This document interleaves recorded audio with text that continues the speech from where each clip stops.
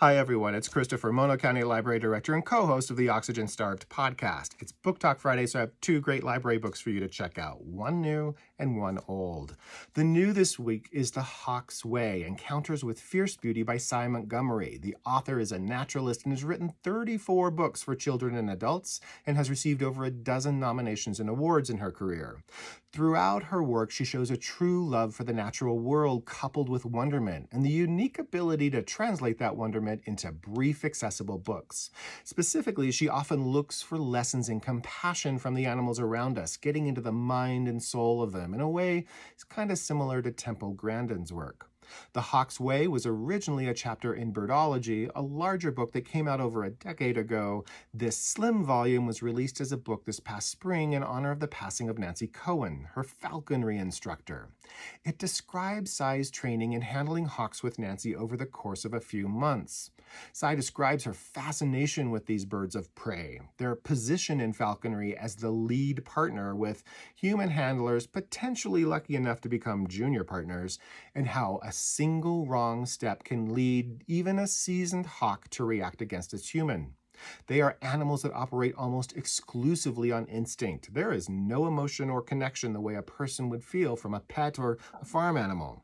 They learn to hunt almost like artificial intelligence. They go out, they tend to make a mistake only once, they learn from it immediately and never make it again, building out a fierce competency, and they will not suffer fools who interrupt their process, including the humans and dogs they hunt with. If you do everything right as a falconer, the hawk lets you be their partner. Sy almost delights in relaying the stories of Nancy and other handlers with scars and near misses on their hands and faces from working with the birds over time, and how her husband compares handling falcons with handling a loaded gun. Still, what shines through the most is Sy's irrepressible respect and adoration of these incredible creatures, at once fierce and at the same time remarkably fragile. You can read this book in an hour, and I guarantee that afterwards, as you drive around and see hawks or eagles on your commute, as we often do around here, you will look at them differently. Now, I'm sticking with Sy Montgomery for my older pick this week. The Soul of an Octopus, a surprising exploration into the wonderment of consciousness. It was a finalist for the National Book Award in 2015. Here, Sy bonds with an altogether different type of predator, the giant Pacific octopus, working with aquarium handlers and multiple different specimens. Those of you who remember, I recently recommended the new novel Remarkably Bright Creatures recently that included the character Marcellus the octopus will recognize much of what Sy relays in this book. They are indeed remarkably intelligent. For instance, just like in that novel, they are known to escape their tanks at night to feed on other sea creatures in an aquarium. Once, the Seattle Aquarium placed a particularly large specimen in their big tank that also included multiple dogfish sharks, worried that the sharks might attack it, hopeful that the octopus would hide. But to their chagrin, they found the opposite was true. The octopus systematically killed the sharks instead. Not eating them, just took them out one by one like mob hits.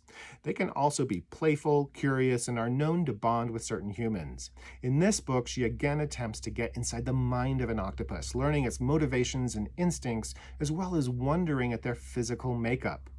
Octopuses taste with their skin.